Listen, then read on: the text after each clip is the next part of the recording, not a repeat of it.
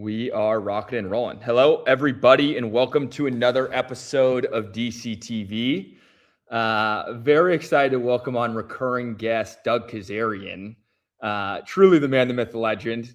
Doug, thank you very much for taking the time today, my friend. Oh, thanks for having me, man. I appreciate all the opportunities to chat with everyone and all that good stuff. Don't have my derby outfit today. I'm not a horse racing guru. I do have people I talk to, my Venn diagram of people I talk to. I just don't know if there's like a consensus way I'm going to play this, at least for now. So in due time. Well, the circle that you run in is about as sharp as they come. I've heard some stories behind closed doors on calls, and let's just say you run with the best of the best when it comes to betting. So it's no surprise that you are rattling off winning picks right and left. But as you said, I didn't even mention the Derby. I didn't have it on the rundown today. Just given the craziness of what is going on in the sports calendar. How about this time of year? Yeah, 6 game sixes today, right? With hockey and also NBA. And honestly, I think we're going to have a handful of game 7s over the weekend. So it really is awesome. Like you said, and baseball's going on. And, I did like the Cubs a little bit today. It's 3-1. We'll see what happens. Runners on the corners, but there's always opportunity. I'm 1-0 in WNBA preseason this week. So even when there's opportunities there, I'm not afraid to fire there. Yeah, I did throw that on the rundown. We'll save that for the end. I'm curious to get your full season outlook. I want to make it clear to the audience that when it comes to betting the WNBA, you truly are one of the best in the world at it. I've been a subscriber of yours since the day you stepped on Dub Club for that WNBA action, in particular the live markets. Last year, it was like a literal cheat code. It was just a matter of if I could get the action in on time. Correct. But I'm excited for this season. I've got all my spreadsheets and all my information, so I'm ready to rock for that too. Beautiful. Well, let's start with the NBA. You mentioned 6 game sixes split between the NBA playoffs and NHL. I want to hear to start your read on this playoffs thus far. Me as a casual have found it wildly entertaining and very surprising, but you as the professional, I'm curious to hear your take and any surprises with what's been happening. Yeah, honestly, it's been a very successful playoffs. I think I'm up 14.5 units, and I was on the Knicks yesterday, even though there was sharp money on the Hawks. I think the zigzag theory is really effective, but sometimes you have to take it with a grain of salt. So it's definitely shined for the most part in the Cavs-Raptors series. But certain things, you got to be able to pivot. And I think the most important thing for last night, when a team is up 3-2 and favored in game 6 on the road, usually they close that out. Even though the series goes back and forth, it doesn't really always happen like that unless something pivotal happened to change things. So I was big on the Knicks, so to speak, yesterday. I wish I took the dog. I knew a lot of people were on the Timberwolves and the points. I just stayed away. I was on a Gobert prop that lost with a minute to go. I just think it's a case by case. And I think my sort of perception of the betting world is the number one mistake that novice bettors make is they have an angle. We all have a theory of so-and-so's going to win. I like so-and-so tonight. And we have an opinion as to why. And usually it's a main reason or 2 main reasons. And if those bets win, we assume it was the reason that we thought of. It's can't do this, or it's, this pitcher has this ERA on the road. But there's 9 other factors that contributed to those performances on the road, different team he faced, night and day, how he felt that day. Maybe he was nursing an injury. So I just think there's a confirmation bias that goes with novice bettors. And I think it's important as a bettor to really play devil's advocate and to really kind of flush out your pick. So something as simple as the Sixers Celtics, yes, it is probably Boston's 3-point shooting. So yes, the confirmation bias is probably accurate, home, away, whatever. It really comes down to Boston's 43-point attempts. But in other situations, it's not as simple as that. Dash, baseball better than I do. It's it's not just, he's home and road splits. Yes, there is a pitcher here and there that has distinct difference of home and road splits. Logan Webb comes to mind the last 5 years. Jose Fernandez was number 1, but there was a reason for that. He never wanted to be as demonstrative.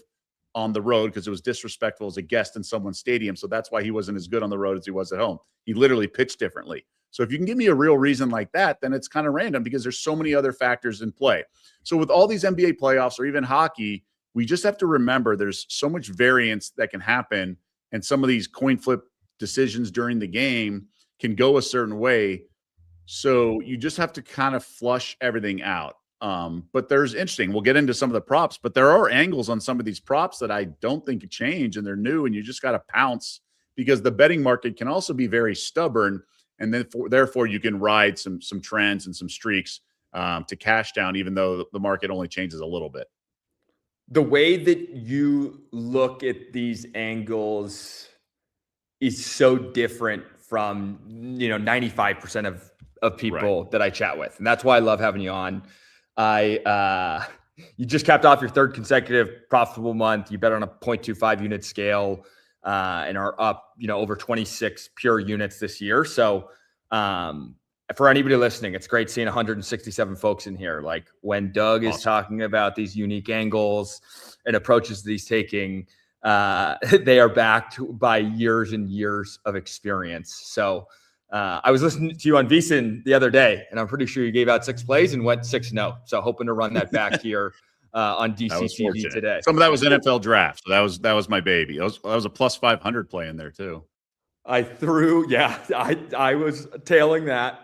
I threw out a message in our DC community Discord leading up and linked the article to you breaking sports books with your previous draft hit. So thank you for the winners that you gave out.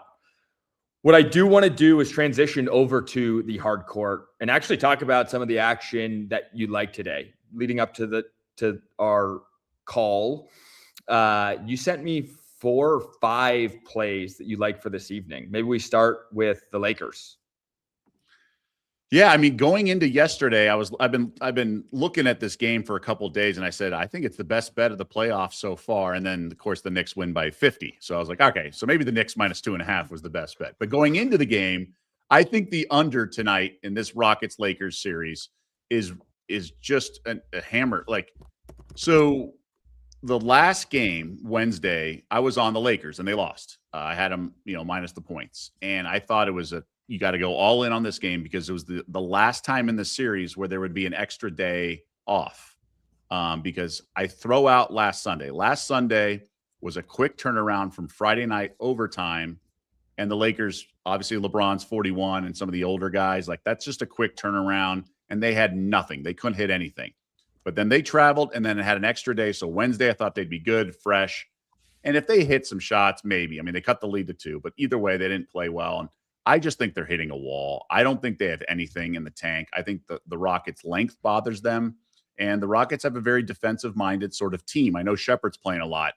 And then on the flip side, the Lakers have a lot of length that's bothering Sengun and bothering some of these other guys like Tari Eason. And they're fixated on Shepard on the perimeter. He's gone under his prop in all 5 games so far this series. And I just think the points are so hard to come by. I just don't see really either team breaking 100. So we're at 205.5. It's come down a point. DraftKings is juicing at 15 cents to the under. I mean, it's a low number. Don't get me wrong. And they've had some high scoring first quarters, but that's early in the series. This thing has been a rock fight. So given how much the Lakers are hitting the wall, the one concern I have is Austin Reeves maybe working out of the kinks, shaking off the rust in the previous game. But I still think this comes down to the Rockets and Lakers are. I like all series. I mean, look at yesterday. They all went under. Like all series go under, I think, as the series go on because the teams are just familiar with each other's offense, right? They know the offensive sets. They know the tendencies of each player when they're on isolation. And the only reason the other night that Magic Pistons went over is because you had 2 guys go for 45. But the Pistons only went over their team total by 3.5 points, and they had 38 in the first quarter. It was like crazy. So I just think unders are the way to go. Once you reach game 6, I think that's the way to go because the referee starts to swallow the whistle, defense is tightened, measured possessions on offense, and just the defense is better. And the Rockets' calling card is defense, and they have a bunch of dudes who aren't that good at scoring. So I think the Lakers are going to have to win this with defense and timely shooting. But it's in the pace. They were just walking the ball up on Wednesday. I don't see how that changes. I like Lakers team total particularly under as well. That should be about 101.5, I believe. Yeah, I am seeing right now 100.5. Okay. Yes, I'm even seeing a couple 101 still out there. They're juiced to minus 120. How do you approach that? I'm curious. Like when you do see the 120s out there, do those scare you off at all? No. So you always want to take the best number, and the best number can be different, right? So sometimes, in the NFL, we all know 3 is the most important number. So minus 2.5, minus 125 is better than minus 3 plus 100. Yeah. Because that's 25 cents. The books will charge you more than 25 cents to come off of the number 3. Obviously, if it's a lower scoring game, if it's like a total in the 37 or something and a half, and like in a snowstorm, that half point's even that much more valuable. So whatever the best number is, in this case, I would take the lower number with less juice because it's like 1 point, half a point, because you're comparing 100.5 to just think about a pie chart. There's 100 slices, right? Versus an NFL game, which has 40 points or whatever. So it just, whatever the best number is, I would take under 105.5 minus 140, right? I would lay more juice if it's a ridiculous number. And some books will just move the juice, like college baseball over-unders. They're just moving the juice these days. They're getting so afraid. Like the draft. The draft will just move on a draft position of 9.5, things like that. So that's you just want to always take the best number. And typically you can figure out what the best number is. Sometimes it gets a little tricky. You have to be really experienced to understand it. But for the most part, you just want to take whatever the best number is. Don't get too afraid of the juice. I love that. Fantastic advice. And always a good reminder for folks tuning in. If we look, just kind of a quick little summary there. I loved your breakdown. I could not agree more. Late in the series, tired legs. I'm seeing under 205.5 for the game total in the Lakers Rockets, as well as your favorite play is Lakers under 101.5. So thank you for that breakdown. As you were talking through it, I got some action in. Let's move over to another play that you like for today in the NBA. You shared with me Sixers, in that Cavs Raptors game. You have some action that you like. You mind? I like both unders. I mean, look, it looks like Brandon Ingram's not going to play. So, I mean, 2 starters are now out when you factor in quickly as well. This game's on a silver platter. Now, I was on the Raptors big in game 3, and then I leaned that way 4. But just like I was talking about the Knicks Hawks, now that there's a window, you can see the light at the end of the tunnel.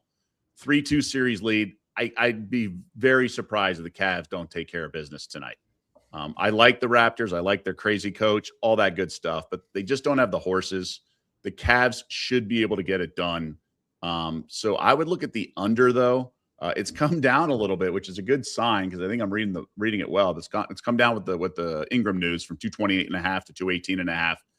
But I just think these teams know each other well. Last game was very high scoring, but the previous game, I lean under here. It's not if there's a game that's going to go over like this entire weekend in the NBA, I think it could be this game. So it's my least confidence, but I also really like the Pistons team total under. They've gone under every game except for the last one I mentioned because Cade went for 45. But I just think they're going to be it's going to be a really tough environment. I think it's going to be very similar to last night in Minnesota. The lower seed teams up 3-2, looking for the closeout. And I think the Magic get it done. I'd be surprised if the Pistons sort of find their way back to Detroit in the series. But I like the team total under, and I like the game under. I just think it's going to become one of those slugfests, so to speak. I was doing some research this morning, and the biggest headline that I saw in terms of trends this NBA playoffs was the lack of points, high-quality defense. You probably, I assume, see some inflation just when I think about sports in which throughout the course of the regular season, there's a lack of care and intensity. The NBA is the first one that comes to mind. Do you think that could be playing a part of game 70 of an 82-game regular season? Guys just aren't really concerned about the quality of defense, which drives the point scoring up. And then I think it's all connected.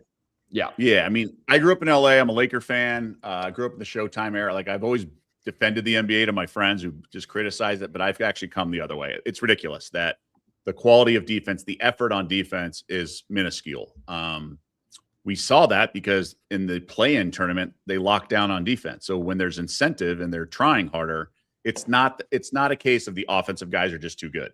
That is part of it because they can shoot from whatever, but they don't care as much. And it's very simple. You have guaranteed contracts. Frankly, I'm not sure I would care if I had 150 million coming my way. And then everyone else was sort of like gentleman's agreement, like the Pro Bowl, right? Everyone's got a gentleman's agreement not to tee off on people.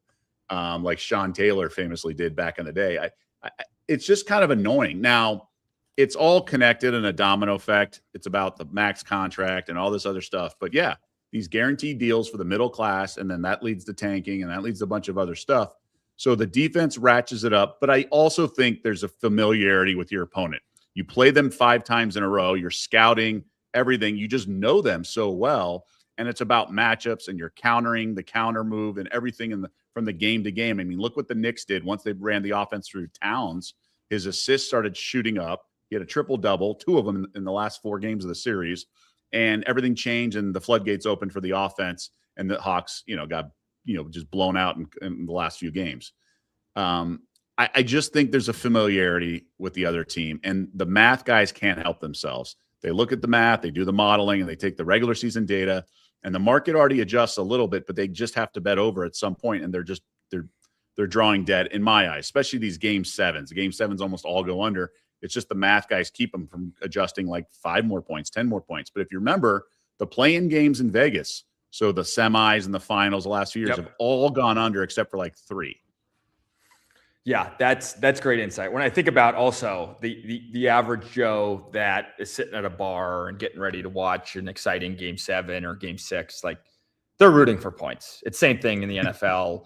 All the sharps are taking unders, casuals are taking overs. So I like watching unders. I really do. The theory I have is as soon as the game starts, you're winning, right? So you're winning for like a majority of the game, right? Yeah. It's hard to football. Sometimes you can lose an under in the 3rd quarter, but you're winning most of the game, and you always have a chance for them to stop scoring in football from like mid 3rd quarter on. Like, it's crazy. Now, college is tough sometimes, but still, you can get these. It's the overs that, I mean, yes, overtime can go your way sometimes, but I think rooting for unders is almost like a square move as well, in a really weird, twisted way.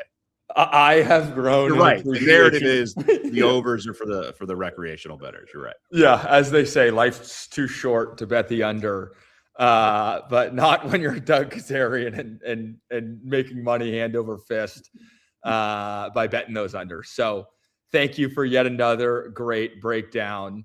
We're going back to the unders market, but not necessarily on a team total or game total. You have a player targeted in which you like their under on points and rebounds. I would love to hear your take on this play in particular, and give us a little feedback as to why you like it. Right. So going back to that home road splits for pitchers, unless there's something tangible, you have to just be really careful betting trends. In this case, there is something tangible. So with Jalen Duren, who would roll out of bed and get 20 and 10 during the regular season, he's just been a non-factor in this postseason series. And a lot of it's the like broken-hearted thing with Angel Reese and Wendell Carter Jr. and all this backstory. It's just bizarre, but it's a thing. Now, we don't have to think it's right. We don't have to think it's should be the case, but it's a thing. So Jalen Duren has just not been himself. Wendell Carter's under his skin. He's actually getting pulled in the 4th quarter, and they're going with Isaiah Stewart because, Biggerstaff has to go with what's working. And so Duren's points prop has just come down in every single game. It was like 17.5, 18.5 early in the series. Last game was 15.5, 14.5 with the right juice. Now it's 13.5. I mean, he had 12 in the 3rd quarter of the last game and then didn't score again. And the rebounds, now he had one good game with 5 blocks, but besides that, he's just like he's been drugged, almost like the old Muhammad Ali fights where he was drugged and then maybe it was Tyson, I don't know. But he's just a zombie out there, and he doesn't have that edge and that fierce sort of intensity And I think on the road in Orlando, the crowd's going to be crazy. They tried in the last game. They ran plays right for him at the beginning of the game. He had 6 quick points and then 6 the rest of the way.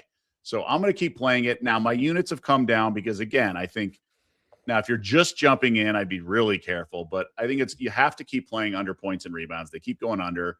He's a young, I mean, these guys are kids for them. I mean, they're men, they're adults, but, they're young. And he's brokenhearted or whatever's going on. Sometimes you guys just get in their skin. And then, like Derek White with the Celtics, it's just something's off. Like, I don't know what's going on. So I think you just kind of have to ride these things. As much as I believe in regression, I think it's a tangible issue.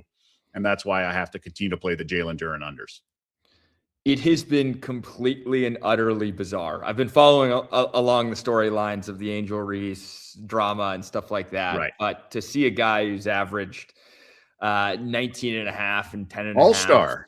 Oh, yeah, all year long, rattling off, 12, 12, 8, 11, and 8 on the points front and not breaking double digits in rebounds the entire series. It's you got to figure something wacky's going on. I remember there was a trend, I think it was probably 2 NFL seasons ago, where primetime unders were like 25 and 3 or something on some crazy run. And I believe you were on VSiN talking through it and being like, hey, I've been playing them all year long. So I'm going to keep riding it. For folks that are just jumping on the train, maybe, tread lightly, but don't be afraid to sprinkle on it. So, that's a fascinating angle and something that I'm excited to see if this spell continues. Yeah, I mean, there's really no sort of math for that, right? You just have to kind of now the primetime unders. I think were really good when Brady was a quarterback in Tampa because his sleep schedule stayed the same during the regular season. So he was he would be in bed by like 8 o'clock. So he was having to play at 8:20. So that's why he wasn't that effective in all those road games or all those primetime games during the regular season because he wanted to keep his sleep the same way all year. And then it was different in the playoffs. So those are real reasons. I just think you got to kind of sports narratives play a role. They really do. Flat spots, like when teams go back, like for example, Miles Turner, the Pacers didn't match his offer sheet. The Bucks went into Indiana in like November, the first game. They all wanted to win. They were all motivated and they won by 20. So you have to kind of listen to the sort of sports narratives and things matter. Things certainly matter.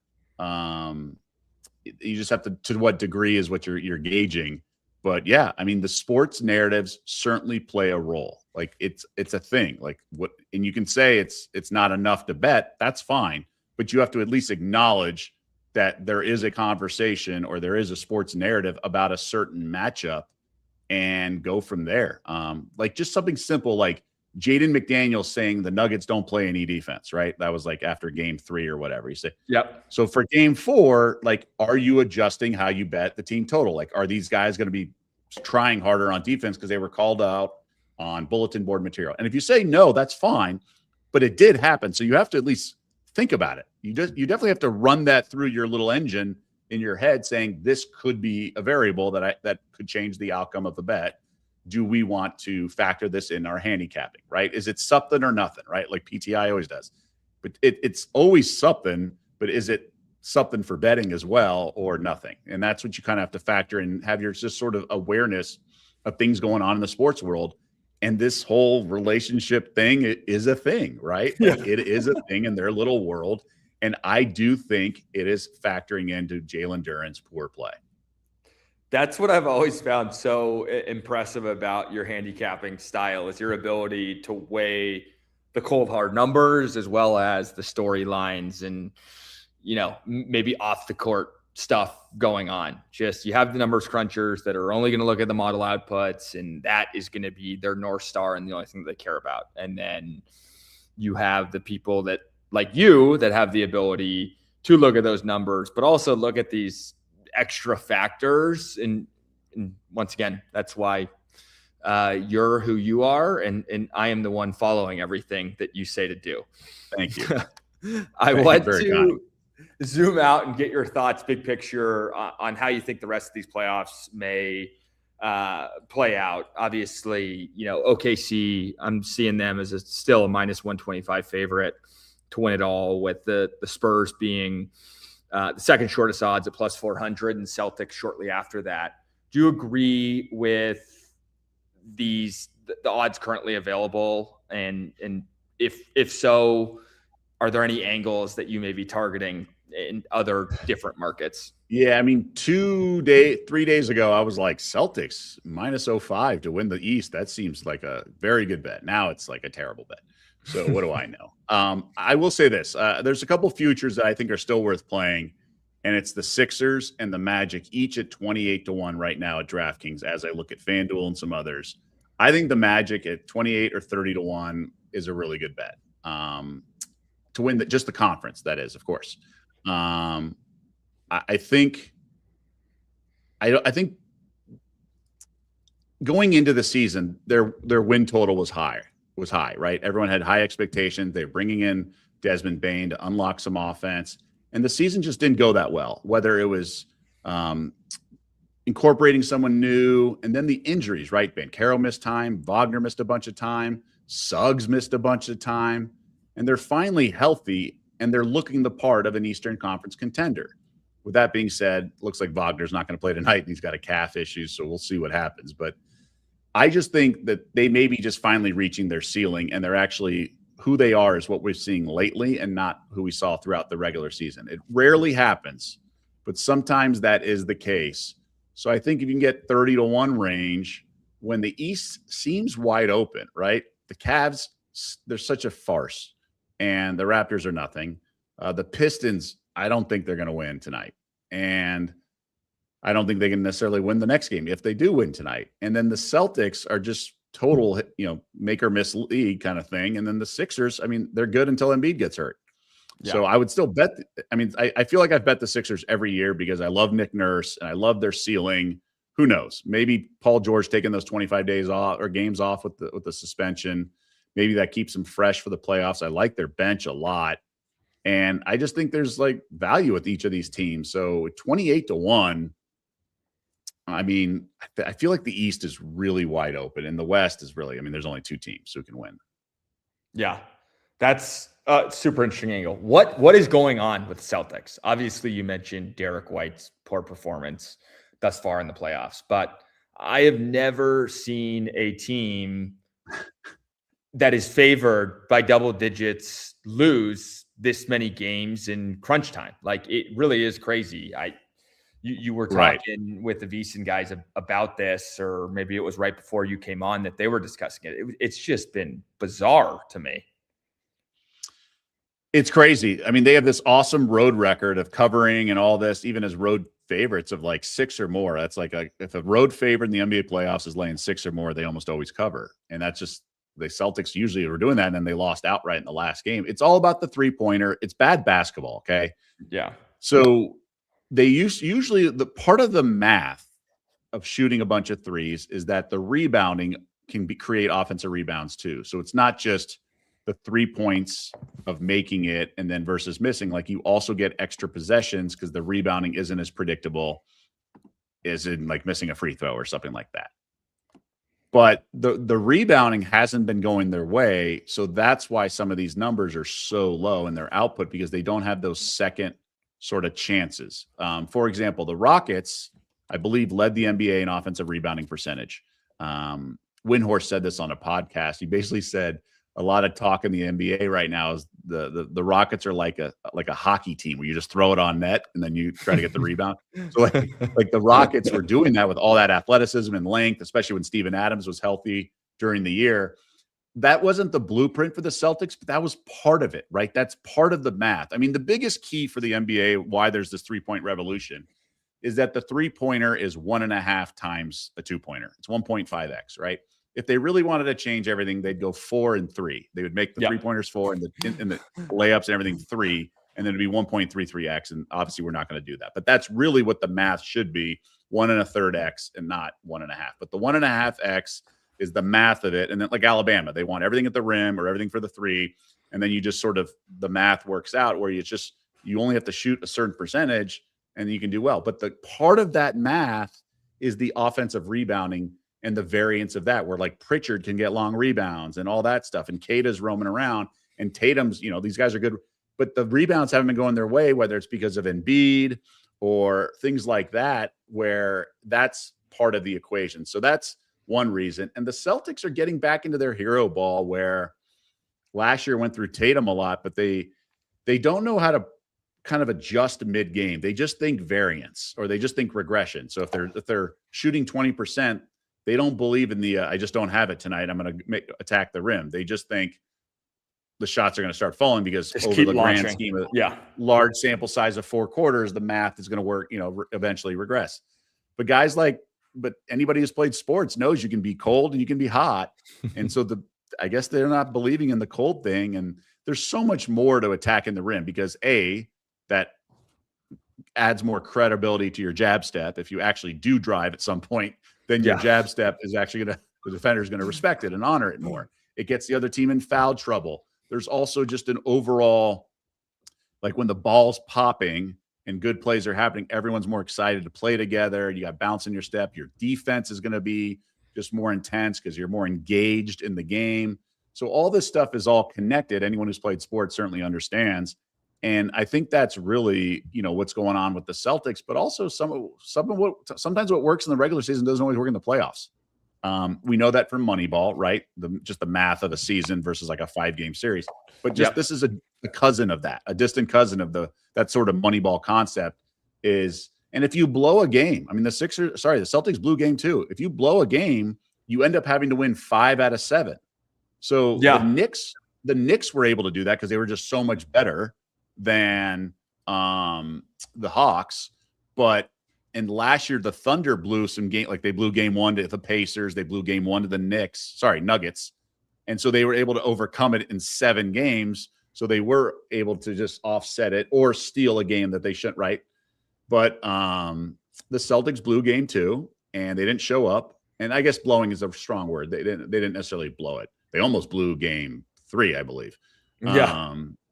But these is just, and the Sixers are better than, it's kind of like the Magic. The Sixers are finally healthy and they're better than what their record might indicate from the regular season. What you mentioned regarding, stuff that may have worked in the regular season doesn't always work in the postseason is fascinating. Just, I think about like the rebounding performance that you mentioned. Makes all the sense in the world to me.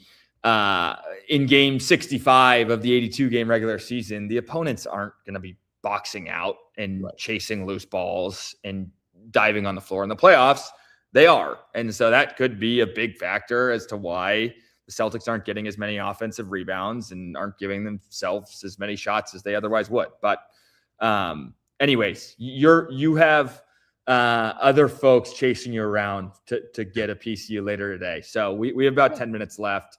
Yes. I do want to remind everybody, definitely go give Doug a follow on Twitter at Doug Kezirian. I'll flash it across the screen here. We have about 500 people in here tuning in. So if you have any questions for Doug, please drop them in the chat. We'll save a couple minutes at the end, if so. But what I want to transition to, Doug, is over to the MLB Diamond. There was a play that you mentioned you had some interest in. It's a late night game, Mariners Royals. Give me your breakdown on that one. It's not a huge one. I just think this Royals lineup is atrocious. I think the pitching matchup really favors the Mariners. Now, Wu could get touched up, and he did in his last start. But if you look at some of these, I think, good pitchers, right? Good to great pitchers, when they get rocked, which he did, 7 earned in 3 innings, they usually bounce back. And sometimes it's prep, and Dash, please chime in here for this. When there's just prep. So when a team loses in football and basketball, the next day, they usually try harder and they hit harder. And it's easier to predict sort of effort, and it translates to success. Baseball, it's a little different, but I think their prep, their off-day behavior is just more polished and buttoned up. It's like studying for an exam. Like you got your ass kicked on an exam, you're coming, the next one you're prepping harder and things like that. So I think these pitchers typically respond after bad outings. It's not a foolproof plan, but I think we're going to see a good version of Brian Wu tonight. Is he a Cy Young? No, but the Royals lineup is pretty awful. And I think like they have a bunch of guys batting below 200. They just lost 2 of 3. Everyone talks about that Sacramento ballpark. They couldn't even get runs there. Yeah. A bunch of their guys are hitting 250 or below. No one in this lineup. Salvador Perez sometimes concerns me, but besides that, I mean, they got nothing going on. Witt's not even hitting that well this year. So I just don't think much of this Kansas City offense. I think Wu will bounce back and be on point. Seattle's home team. I don't like laying a bunch of juice at $1.40 because over the long run, like it's hard. It's a lot harder than you think to make money when you're laying that. You think it's a small price, but it's not. But I think I would have made this like 180, 170. I think the Mariners are a far better team and have the edge at pitching matchup as well. That is a great breakdown. Completely true. It's interesting for starting pitchers just because they're throwing once every 5 days. So they have time to really marinate in that shitty outing where maybe they walked a bunch of guys or just got hit around the park. So I think you're spot on. Wu's a great competitor. He's very talented. He has that 3-4 day period, one to build up some competitive nature to get back out there and shove. And if there were some mechanical issues, he has that time to work through those. We had a question for you, Doug, from Wiz Bets in the chat here. It's how much do you factor in day/night in MLB betting, especially for foreign pitchers like Kikuchi? I think you have to factor it all in, but there has to be distinct splits, whether it be, this juncture of the season from last year. I'm not going to look at 2-day starts versus night. Certain guys in certain stadiums. Now I heard Matt Vasgersian talk about it on VSiN, actually, just talking about like the arm slot of Will Warren for the Yankees. And this year in general, forget day or night, he moved closer to third base on the rubber and he's been pitching much sharper now.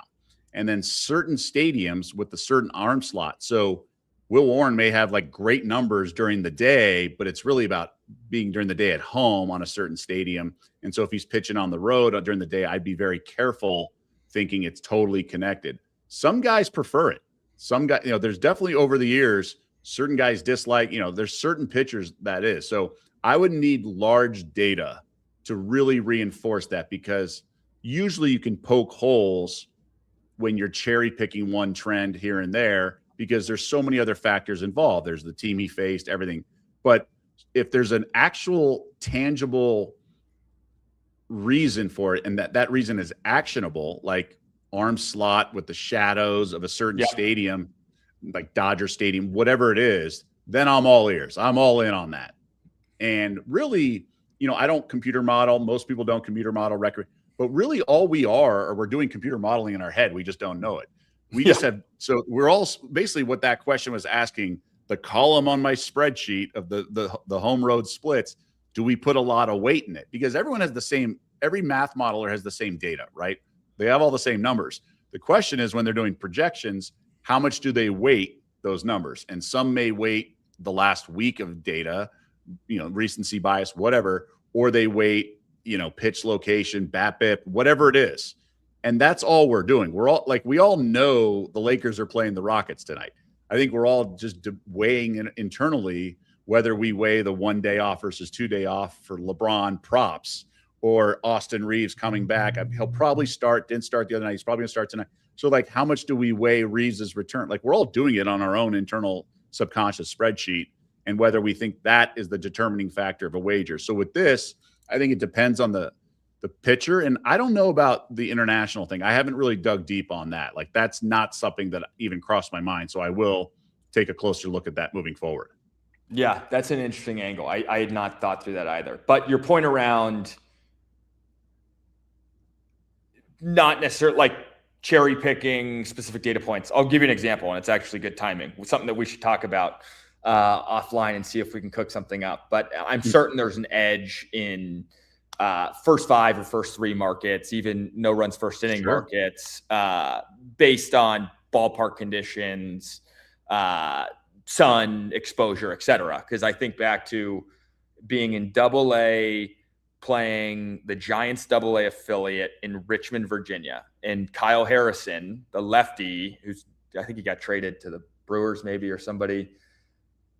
We faced them 3 times there, and he struck out the first 7 batters of the game. All 3 times we faced him there. As a result of the way the shadows were shining on the batter's eye and his unique kind of low outside release point, just nobody could see the ball coming out of his hand. It was truly incredible. And obviously AA ballparks are different from big league ballparks, but there's undoubtedly certain angles in certain ballparks, but you do have to think through what time is first pitch, how sunny is it out that day, are, the first 3 hitters righties or lefties, so who's most impacted by these unique batter's eyes. I'm not the data model cruncher that you may have on your team or have in your inner circle, but I would love to throw some of my thoughts your way and see. Yeah, and athletes are creatures of habit too. So the NBA is totally like this. Some guys absolutely need their nap, don't play well if it's like a Saturday afternoon game or something. Some may play horrible on defense, so that means the over. Who knows? But we're all creatures of habit, athletes particularly. Some guys need their certain meal, whatever it is. And I think that's all part of the equation. So I think the more data you have, but that's a great part about the shadows. And now, to your point, we not only have nerfies and yerfies, we now have first 3 innings, first 5, and some guys are just really good the first time through the lineup or the 2 times through the lineup, and they're terrible the third. So you can sort of isolate that wager. That's the beauty of baseball and really all bets now, because the menus are so expansive that you can really sort of isolate that one specific angle you have and just go to town on it. So all of this is part of the equation, and you just got to, obviously, I think baseball is the hardest sport to bet. I really do. NBA used to be like my number one, not the NFL. I think it's baseball. I just really think it's really tough. You just got to be really thorough and just hope the cluster hitting goes your way. Yeah. People will reach out to me sometimes and be like, how the heck do you prop through that baseball? And I'm like, your bet, right, guess is as good as mine. Like, we'd be facing the number 1 pitcher in the Yankees organization. We'd score 13 runs, and then we'd face some guy they just called up from rookie ball, and he would shove. So right. Complete crapshoot, completely random. I am going to let you get out of here because I know you have a couple more shows lined up for later today. Yeah. Just to do a little recap for folks, Doug is loving Lakers team total under 101.5, the under 205.5 in that game. The Cavs Raptors under, when Doug got it out to his subscribers, it was 220.5. That's come down to 218.5, but still a play that you like, Doug. And then Jalen Duren has had a rough go of it this series thus far, and totals down to 14.5 points and 9.5 rebounds. We still like those despite the trend really building. And then lastly would be the Mariners over the Royals this evening on the Diamond. Anything to add, Doug, before we let you go? Yeah, I'd say the Pistons team total under 106.5 106.5, I believe. I like Jabari. I mean, there's a few things I like. Jabari Smith over 2.5 threes. And I like Shepherd under his 15.5 points. So they're kind of connected. I think the defense cares more about, and I like the Sixers a lot tomorrow, plus 7.5. I don't know if we got into that, but that's for tomorrow. I really like the under a little bit, but like the plus 7.5. I think that game's coming down to the wire.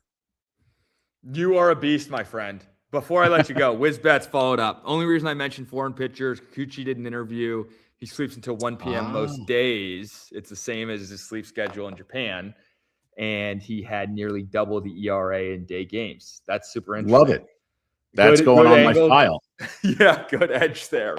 Doug, I love that. Truly an honor and a pleasure having you. I love listening to you on VSiN. We're very thankful to have you on the Dub Club platform and look forward to getting into the WNBA next Friday tip-off.